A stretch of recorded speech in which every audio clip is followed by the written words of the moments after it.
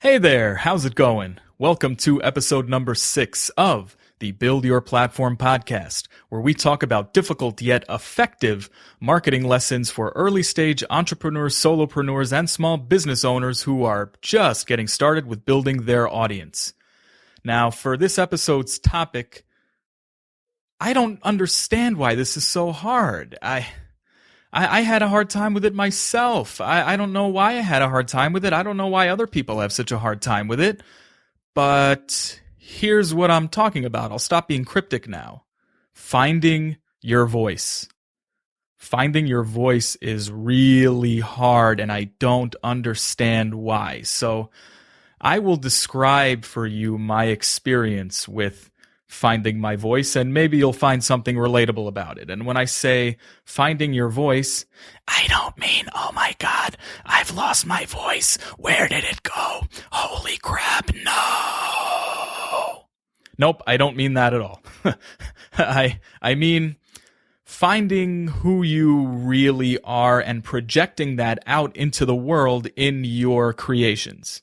So I will start with my podcasting journey, or actually, I will start even further back than that. I'm going to start during my undergrad college years.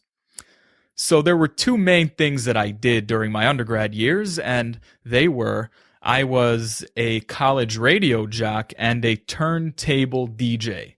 Those were the two ways that I created my art. I used to spin hip-hop, R&B, reggae, Latin music, whatever good music I could get my hands on and I could mix and scratch with on the turntables. That's exactly what I did. And so I had my own radio show at WHIP 91.3 FM, a Temple student-run radio station. Go Temple Owls, go Whip, all that good stuff. And that's how I made my art. I made my art by playing other people's music and then talking about other people's music during brief talk breaks. So essentially my radio show would start out with a song played, and then I would mix and scratch and it would go into the next song, and then I would mix and scratch and go into the next song. And then I would mix and scratch into an instrumental that I could talk over. No vocals, just the instrumental version of the song. And then I would say, you are listening to WHIP 91.3 FM, Temple's only student-run radio station. It's your boy DJ Single-Handed, and blah, blah, blah this and blah, blah, blah that. Maybe a few student announcements here and there. And here is the next song, Cherchez la Ghost by Ghostface Killah. Here on WHIP 91.3 FM, Temple's only student-run radio station. This is how I used to make my art, my vocal art, my broadcast art, if you will. And really, it wasn't terribly hard. I mean, the hardest thing that I had to do was make sure that my music selection was tight. That's all I really had to do. Just make sure that my music selection was good. It's what people wanted to hear. It flowed well together, and that all came very naturally to me. But the main idea that I'm trying to get across here is that it was used with other people's music. It was used with compositions that had already existed. And during my talk breaks, I didn't really say anything earth-shattering. I didn't say anything that required any kind of a major opinion or anything like that. I just said what the songs were, made some student announcements, some station announcements, and that was about it. And so I had been out of the game for a while. I graduated from Temple. Today is February 13th, 2015. So I graduated almost 12 years ago. So I was out of the broadcasting game for a good while. And then I found podcasting years later. And oh man, well, I bet you could tell how much I love podcasting. I hope that the excitement is apparent and comes through in my voice and all that other good jazz. So I had to get into it. I mean, podcasting, I think, first came into existence in 2005, but I didn't really start listening until around 2012, 2013. And so I got into the game. I thought, all right, I want to see if I can do this. I want to see if I can brush off my broadcasting skills. I know I'm going to sound like a rusty asshole, but that's okay. I'm going to give it a try anyway. And so I did. I came up with a concept for a show. I loved listening to entrepreneurial podcasts, and I had limited time with a full-time job and a long commute and responsibilities at home and all that other good stuff. So I figured, okay, let me put together this show in bite-sized increments, and I'll call it Bite-Sized Marketing for Entrepreneurs. And I'll just see if I can do this. Let's see if I still have what it takes and if I can make a go of it and if it'll be meaningful to me at all. And so I made a go of it. And quite frankly, I had a really good time doing it. I really enjoyed it. I enjoyed getting back into the production aspect and the sound editing and putting an intro together. I really loved all of it. And of course, I've always loved talking into a microphone and hearing myself talk, so I got to do that again too. It was pretty awesome. But let me tell you how it sounded. The audio quality was great. My vocal quality was great. The actual content sucked. Oh, good Lord. It sucked. Here's the reason why it sucked. It was very me too. All these different blogs and podcasts and entrepreneurial hosts and experts, all the marketing advice they were giving, I was giving the same advice. I was giving the exact same advice. I was using my literal voice to give that advice, but I didn't really have a different opinion than everyone else who was giving that exact same advice.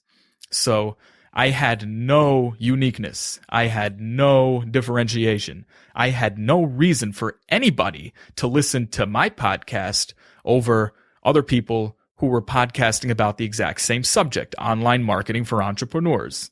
It was incredibly me too, and it just didn't have my voice. I hadn't really defined how I sound or what my belief was or what my from the heart, from the gut sounded like.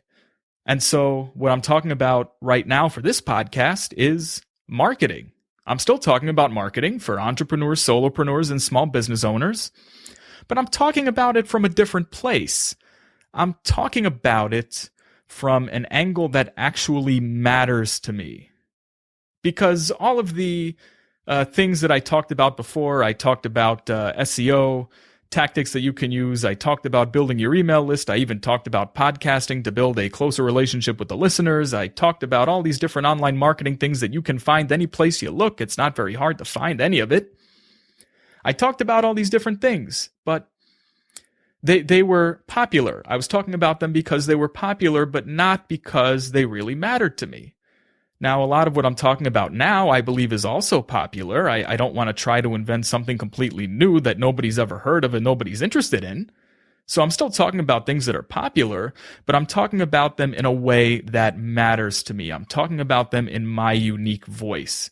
Because when I talked about them before, and I sounded like everybody else, I sounded like I was trying to serve anybody, and in the end, I would wind up serving nobody. But now, if you're listening and you don't like my style and you don't like the way I sound and you don't like what I talk about, there's a very good chance of all that happening. Then you have the option of unsubscribing or deleting or just plain old erasing me from your phone and turning me off. If I am not your thing, that is okay. It is designed that way. I am talking from my heart, my soul, and my gut, and that will mean that the like-minded people or the people who can identify me and my words resonate with them, they will be able to easily find me. And as soon as they hear me and as soon as something clicks in their head that says, hey, this is my guy, I need to listen to more of this, I need to subscribe, I need to download, I need to just basically make sure that he is in my ear some way, somehow, then they will know that they came to the right place. Because I am not trying to serve everybody and then wind up serving nobody. I am trying to serve people who are like-minded, people who get it, people who understand, people who will care enough to listen to me, to challenge me, to make me step my game up, to keep me on my toes. And that's what's really important to me. And that is what finding your voice is all about. So I have an important question for you. Have you found your voice? Do you really feel confident that you have found your voice? I think if you are thinking about it right now and you're not exactly sure if you have found your voice, then you probably haven't found it yet.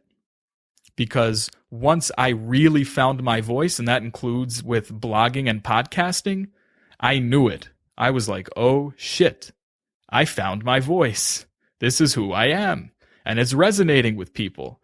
And I am uncut, unfiltered, raw, from the heart, from the soul, from the gut, and all that good stuff.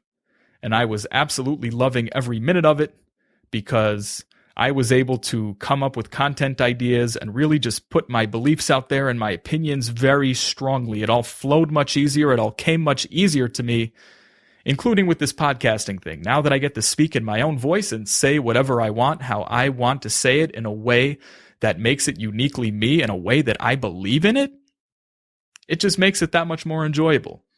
So if you think about it and you're not sure if you found your voice, or if you know for a fact that you haven't found your voice, keep trying. Keep working at it. If you are just starting out in a certain area that you're passionate about, but you haven't found your voice yet, it is okay to emulate other people. Because if you haven't found your voice and it stops you from even starting anything, then that's not good either. It shouldn't stop you. You should not be stopped. You should not be paralyzed from starting anything. You need to start somewhere.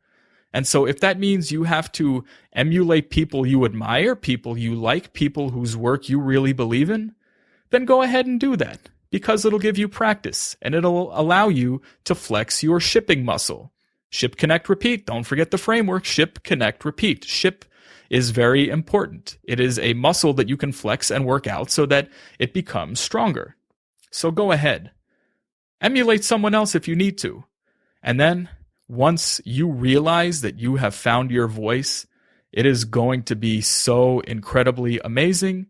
And the people who were meant to be a part of your tribe will gravitate toward you. And then you can connect with them, network with them, help them, be generous towards them. It is really a completely amazing feeling. And I hope you get there.